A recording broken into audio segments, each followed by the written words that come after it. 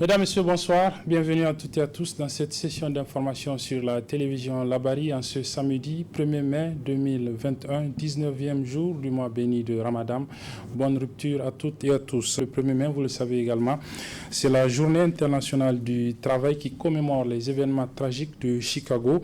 Et comme chaque année, dans les différents pays, les travailleurs célèbrent cette journée à travers un défilé. Ici au Niger, les travailleurs n'ont pas également dérogé à cette tradition.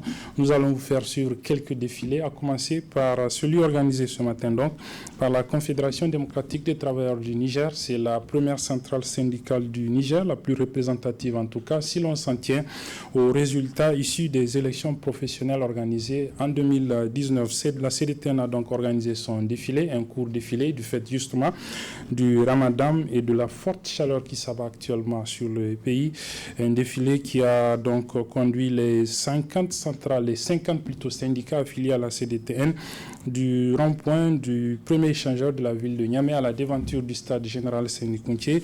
Il y avait pour la télévision Labari nos reporters Aboubakar Souley et Hariata Salah. C'est à travers cette véritable démonstration de force que la première centrale syndicale, la CDTN, a commémoré le 135e anniversaire des tristes événements de Chicago. Malgré la chaleur et le jeûne du mois de Ramadan, les 50 syndicats affiliés à la Confédération démocratique des travailleurs du Niger ont défilé de l'échangeur Mali-Bureau au stade général Séné-Kountié. Ces syndicats relevant des différents secteurs ont chacun présenté son domaine d'activité.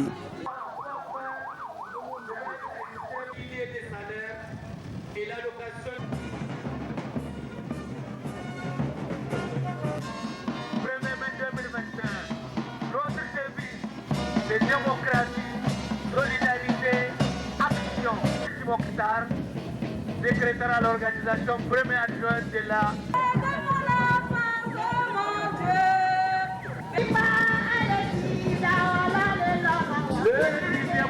Un autre message, finalisation des syndicats national des agents des finances.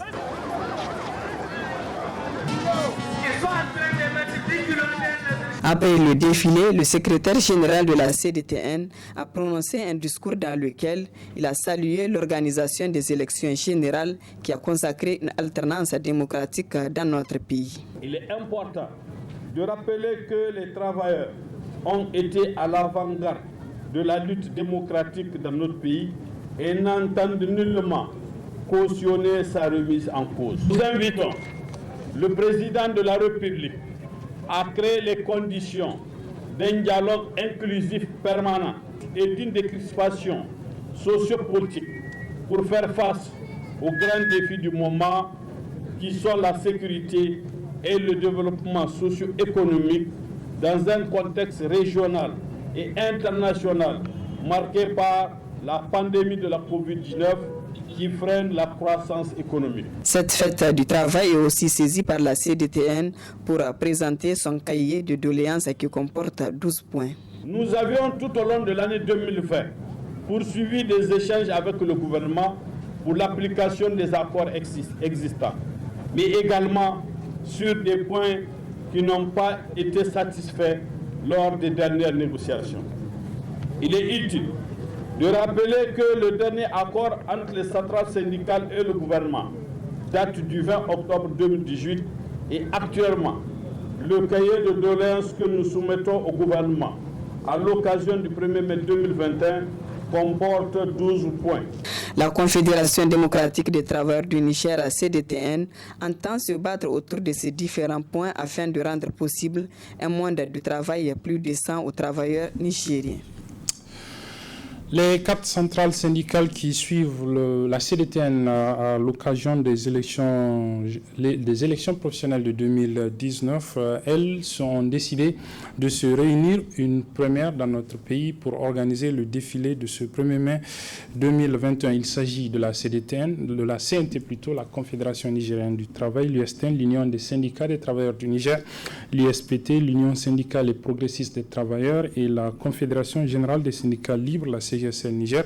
Elles ont donc décidé d'organiser ce matin le défilé ensemble. Une première, comme je le disais, dans notre pays. Et c'est désormais ces 4 centrales syndicales qui composent l'intersyndicale des travailleurs du Niger, l'ITN. Leur défilé a débuté au niveau du rond-point Maoré pour se terminer au niveau de la place de la concertation de Niamey. Le résumé de ce défilé des 4 centrales syndicales USTN, CNT, USPT et CGSL avec nos reporters Sadoudoumi et Nafissa Yahya. C'est sous le signe l'unité d'action syndicale que l'intersyndicale des travailleurs du Niger, regroupant à son sein la CNT, l'USTP, l'USTN et la CGSL, a décidé de commémorer le 135e anniversaire des événements malheureux de Chicago à travers ce défilé commun. Une première au Niger, et ce pour mettre en synergie leurs efforts afin de faire face aux nombreuses préoccupations de leurs militants. Aujourd'hui, nous sommes en train d'organiser un défilé commun entre 4 centrales qui composent l'IDN pour commémorer la journée du 1er mai qui fête à l'occasion des événements de Chicago. Les travailleurs sont tombés en réclamant leur pouvoir.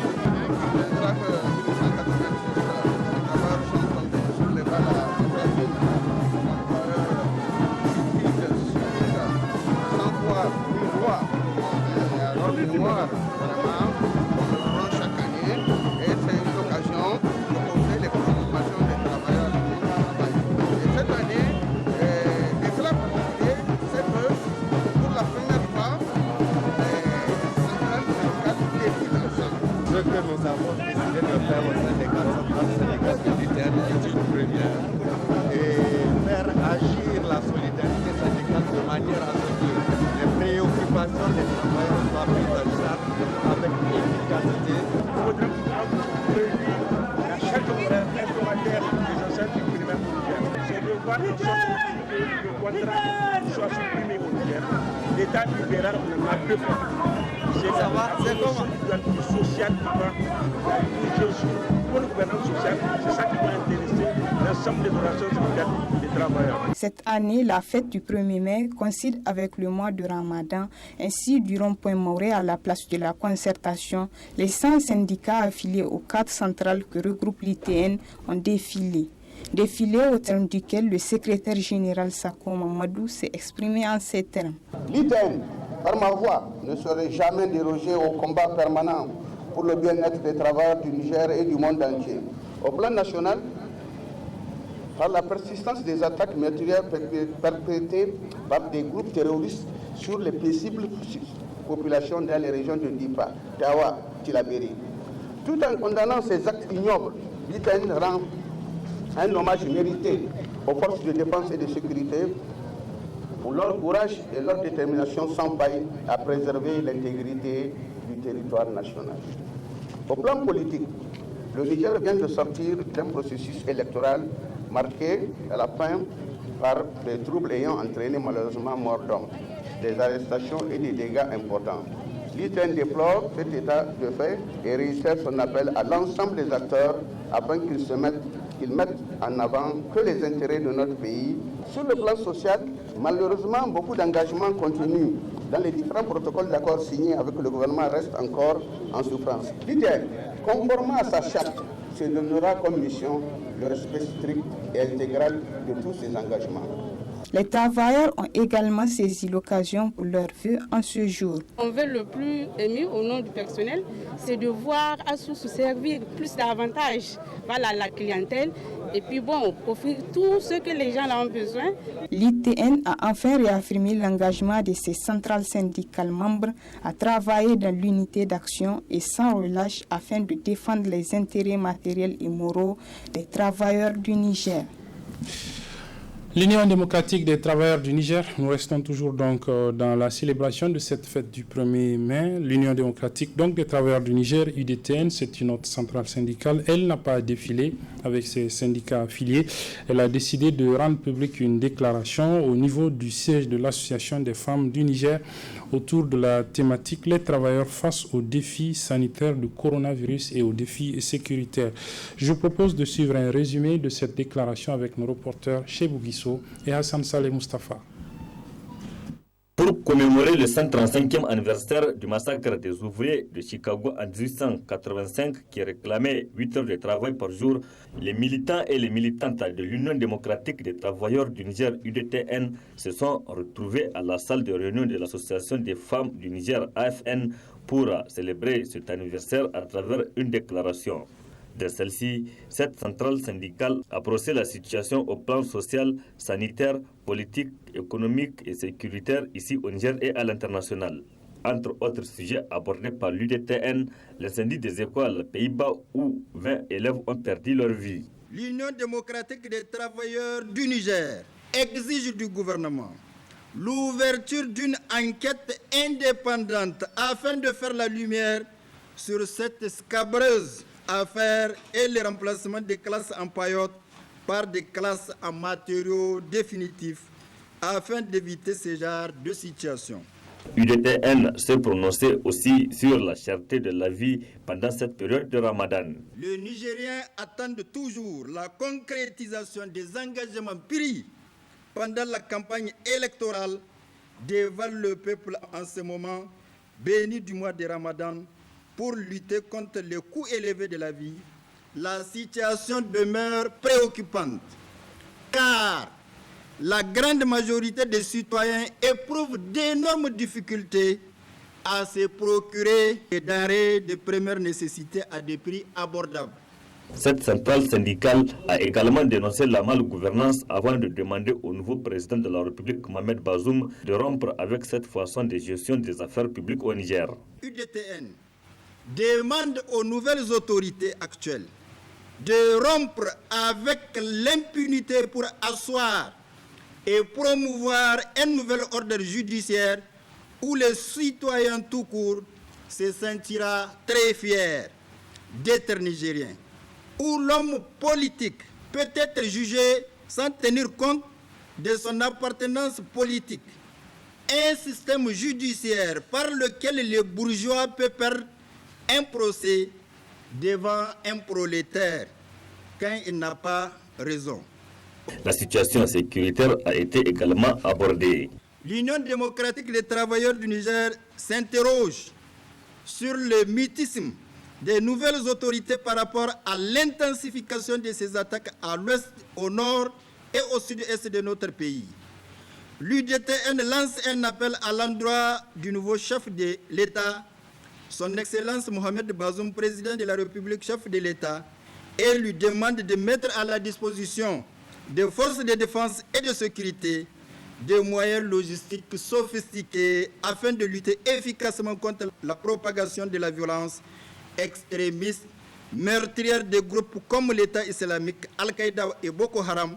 Dans le souci d'améliorer le mieux-être des Nigériens, l'UDTN exige la vente à prix modéré et la distribution gratuite de vivres à la population dans les zones déficitaires, la réduction du prix d'hydrocarbures à la pompe, la construction de logements sociaux, la révision à la hausse du taux du SMIC, l'augmentation conséquente des salaires tenant compte du coût de la vie, l'harmonisation de la grille salariale et du régime indemnitaire à tous les fonctionnaires de l'État pour une question d'équité et de justice sociale. L'UDTN a afin de déplorer la situation sanitaire née de la pandémie du coronavirus qui a affecté plusieurs secteurs socio-économiques ici au Niger et à l'international.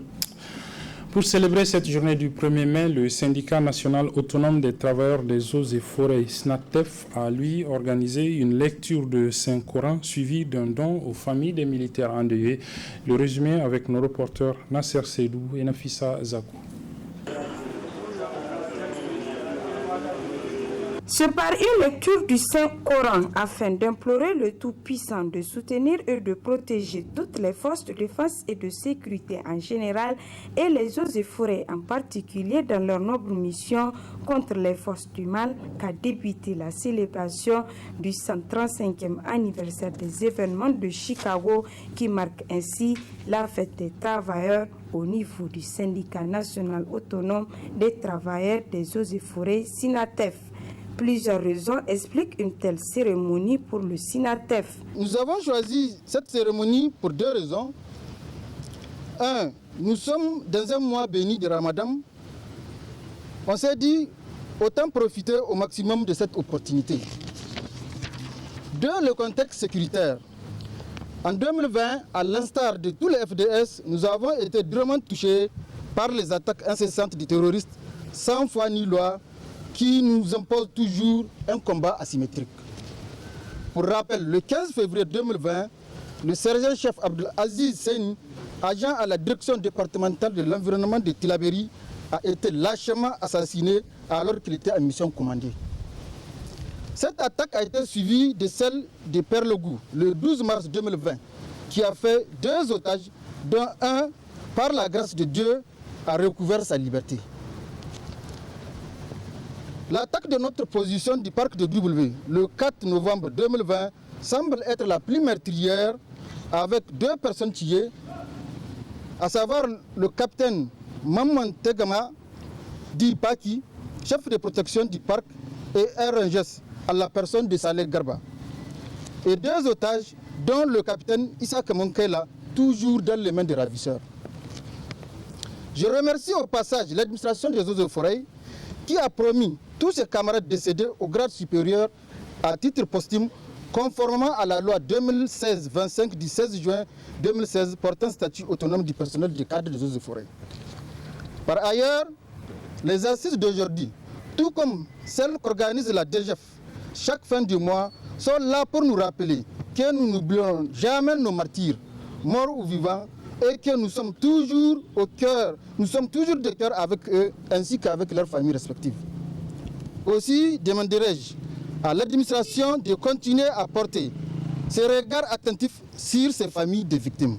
Très ému d'être aux côtés des agents des eaux et forêts pour la fête du 1er mai édition 2021, la ministre de l'Environnement a réitéré son engagement pour l'amélioration des conditions de vie et de travail des eaux et forêts. Je sais que les agents des eaux et forêts ont besoin d'une nouvelle grille salariale et indemnitaire, d'un plan de gestion de leur carrière, de plus de moyens logistiques, de meilleurs cadres de travail, de soins, de santé appropriés, d'une école de formation nationale, etc.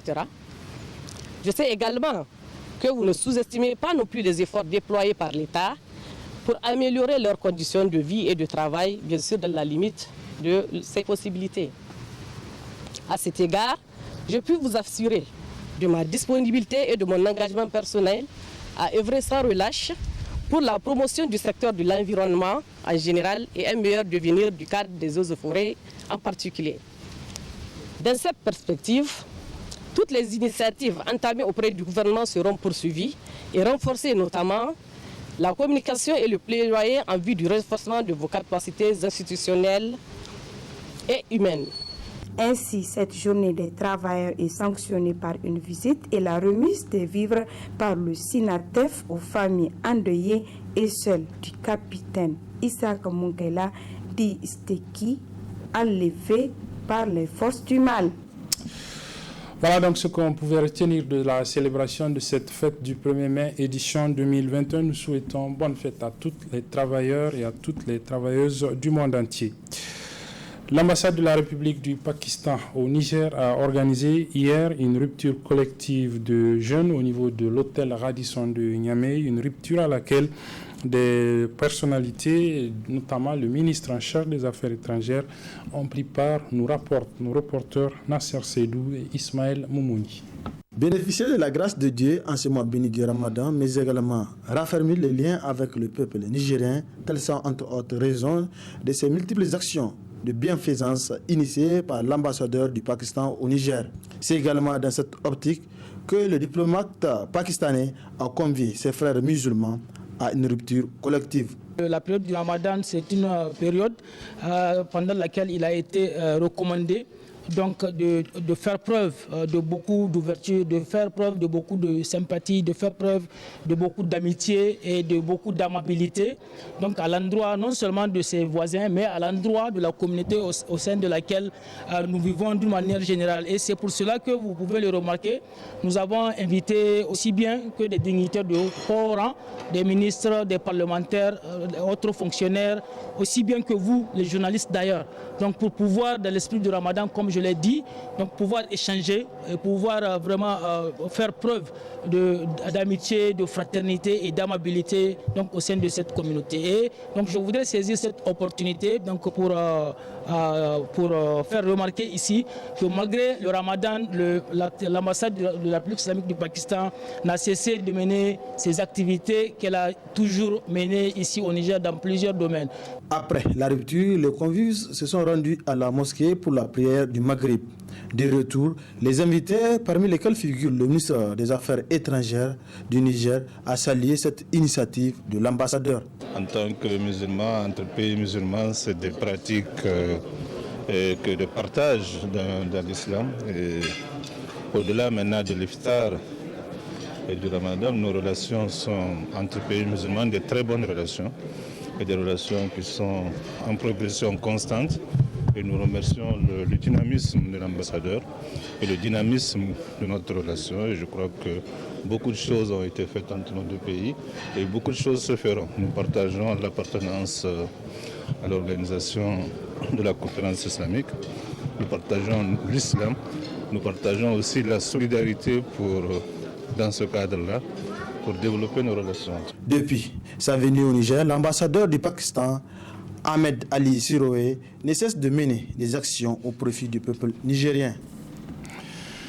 La 23e édition de la journée coranique dédiée au Cheikh Nuh de Hamdallaye s'est tenue ce matin dans la dite commune, la commune donc de Hamdallaye. C'est donc la 23e fois que les disciples de ce cheikh organisent cette journée consacrée à une lecture du Saint-Coran et autres zikrs, comme nous le rapportent ici nos reporters Ibrahim Abdou et Adamou Soumana.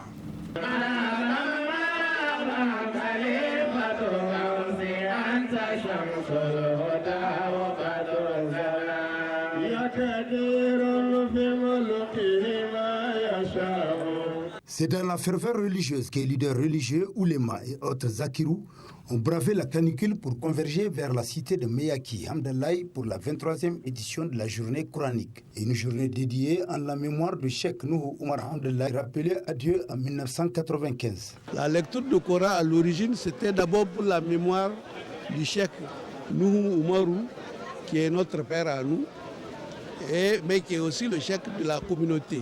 C'est eux qui ont renforcer l'islam dans notre commune ou dans notre canton.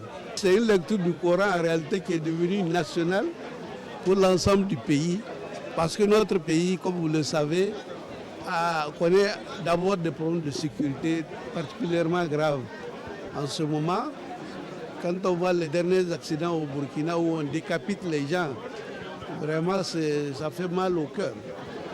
Et au-delà de ça, il y a la pauvreté, au-delà de ça, il y a d'autres problèmes de santé, problèmes d'éducation, il y a beaucoup de problèmes qui font que nous, les Nigériens, nous avons besoin de Dieu, nous avons besoin du Coran. Parce que pour atteindre Dieu, il faut passer par le Coran et par le prophète. C'est pour ça que nous adressons des prières d'abord à travers le Coran au prophète et à Dieu, pour qu'il nous soulage, pour qu'il soulage notre communauté, qu'il ait pitié du Niger, qu'il ait pitié des Nigériens, qu'il ait pitié de nos villages, de nos femmes, de nos enfants, etc.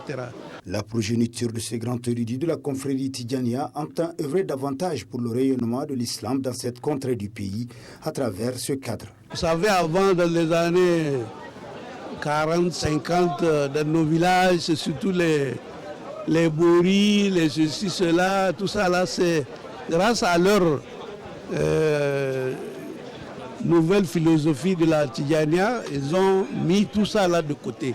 Ils trouvent très rarement des séquelles de ces choses-là ici en tout cas. Donc ça veut dire qu'ils ont travaillé. Et là, quand on dit que tu es héritier de quelqu'un, tu prends d'abord tout ce qu'il a fait et tu continues ce qu'il a fait de bon. Et c'est ce qu'on est en train de faire. Ça, cette lecture du Coran, ce n'est pas lui qui l'a institué, c'est nous qui l'avons institué.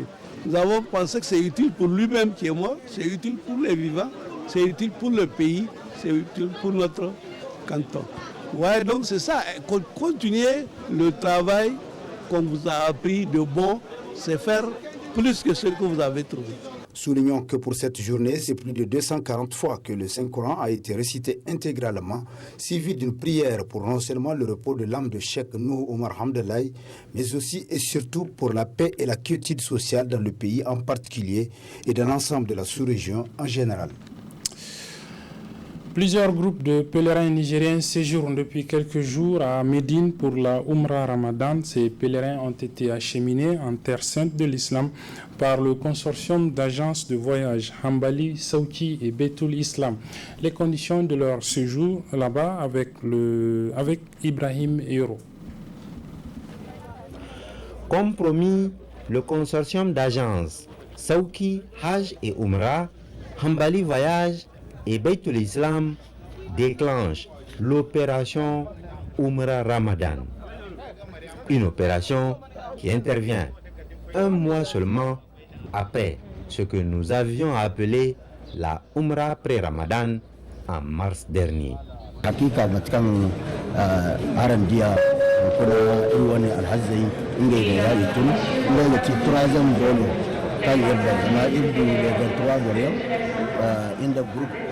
Sauti Hambali Beitul Islam da collaboration da Rauda irdi kan le 23 irgone jama'a kan koi ya di no le 27 mun mo le 29 fo ngene ya alhazai matkaran die ya di no suba mo insha Allah le 30 irgone barfo yan kan go koi le de no ngano tir wona dernier volet kan ko insha Allah ya di na injir ko sabu ya di no mo samba kan girse alhazai do ngano ga di koi in ngare la goso. Ce groupe du 29 avril, après une escale à Addis Abeba en Éthiopie, a atterri à Jeddah avant de rallier la sainte ville de Médine. Là, les pèlerins de Hambali, Sauki et Beitul Islam sont hébergés à l'hôtel Golden Tulip à quelques pas de la prestigieuse mosquée du bien-aimé prophète Mohammed, paix et salut d'Allah sur lui.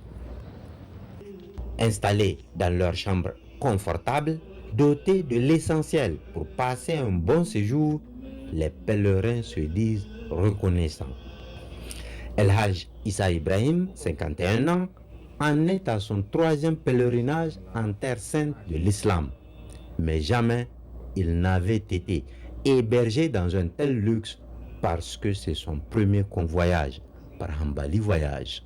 والله درا كلامنا الحمد لله صابر كويسه كدير من امبري يركو غا فندو غير كوكور سبحانه وتعالى ما بنا نعزنا تمي وال كاسم فيديو هوتيل ونودمو هوتيل حنان يزمن والله كدير كو سبحانه وتعالى ما بندو غني والله ما بزم هوتيل وني كلام كنا حسمور جينغرا باكن والله سو جينغ وغني هوتيل سيكا جينغرا. En attendant l'arrivée du dernier groupe de pèlerins du consortium Sauki Voyage, Hambali et Beitul Islam, ceux qui sont déjà là, profitent des prières dans la sainte mosquée de Médine en ce mois béni de Ramadan. Voilà, c'est sur ce que se referme cette édition, mesdames, messieurs. Merci de l'avoir suivi. Merci également aux équipes techniques et rédactionnelles qui m'ont aidé à la présenter. En leur nom à tous, je vous souhaite encore une fois bonne fête de 1er mai, fête du travail donc, et surtout bonne rupture de jeûne. Les programmes se poursuivent sur la télévision Labari. Au revoir.